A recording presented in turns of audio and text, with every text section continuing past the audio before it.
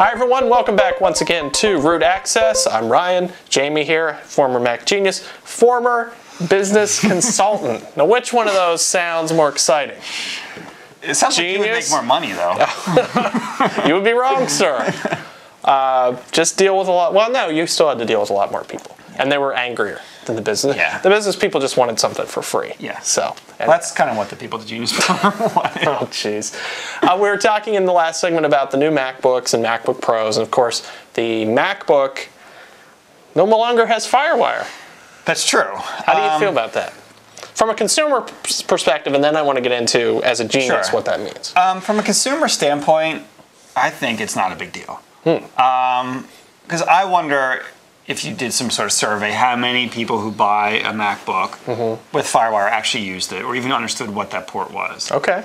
I mean, unless you were doing video, you probably would never use it because most hard drives, if you go into a Best Buy, 99% of them are going to be USB. They're going to be cheaper than the FireWire versions. So I don't think it's really a big deal. Okay. I think the problem is that now the MacBooks and the MacBook Pros are so close together in terms of spec. That basically it comes down to Apple having to remove features to sort of upsell you. Right. Well, the MacBook is a $700 value. Somehow, yes. By being $200 more, it's a $700 value. So they had to remove FireWire and basically screen size now, you know, besides the better graphics chip, but most people don't need that anyhow.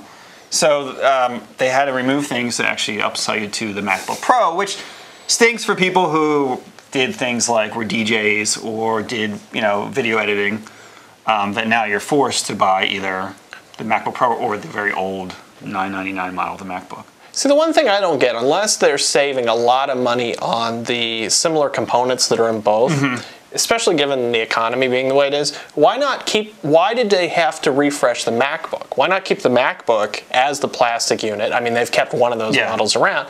Keep it around, lower the price, and put this new technology in the MacBook Pro. So it's a better upsell, but you're keeping the MacBook more accessible to people. This idea of taking things away is kind of rough. Yeah, I mean, I think at this point, honestly, they should just sell one MacBook. And you should be able to just customize it online as much as you want. So you basically change the screen size, you can add a better graphics chip or not. They should probably put, all of them have the card slot in it, and then you don't need to worry about FireWire because if you want to add it, you can just get a card. Just sell one MacBook, just make it completely customizable, sort of like what Dell or HP does. If you go on their websites, you can really pick everything from the graphics, you know, the processor to the graphics card to the size of your hard drive, down to like the type of screen you have. Just sell one computer instead of, and you know, that allows people who want to pay more for certain features but still have a 13-inch screen, they can. Well, and there was a time when Apple had their little square, and you had, you know, an iBook and the PowerBook, and then you had the iMac and the Power Mac, and that was it. End of story. You pick, are you a pro user, consumer, and you pick which one of these two, and done.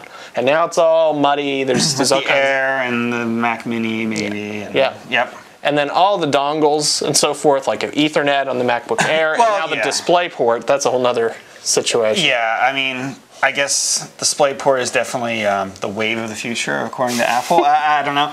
But it seems to me like HDMI, yes, it might not be as good of a, you know, from a tech standpoint, but it's on every device now that you buy, from your video cameras to your game systems to your TVs. Why not just put it on the MacBook? And what I've learned from this whole thing is that when Apple talks about something being the future standard, just about the time it becomes the standard is when they abandon it. Like FireWire. Yep. They talked Sony and Canon and everybody into putting FireWire. I mean, if they'd put USB on all those cameras to begin with, no one would have FireWire, but they were convinced, oh, this is the wave of the future, and now you got this whole range of prosumer cameras. The consumer cameras now pretty much do have USB too, which I didn't realize, but the higher band of cameras in the $2,000 to $8,000 mark, unless you're getting a camera that shoots on the SD card, on the cards, they still have FireWire. Yeah. And now Apple's saying, ah.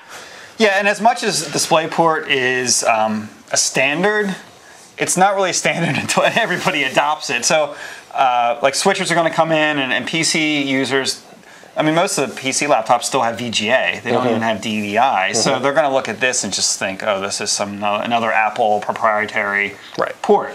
And people who do presentations and all that need to have another set of dongles with them. Who knows if it's going to work properly. But the machines themselves, you're saying, solid machines? Solid machines. I mean, I think they're beautiful. You know, they're a powerhouse. Still think the price is too high. Well, you know what? It's kind of like dating a supermodel. It is. It's very attractive, powerful, but pricey. High maintenance. You need a lot of accessories to take it out. Yes. Wonderful. Keep that in mind, everyone. Next up, we'll talk about FireWire disappearing and what it means for the Genius Bar. Okay.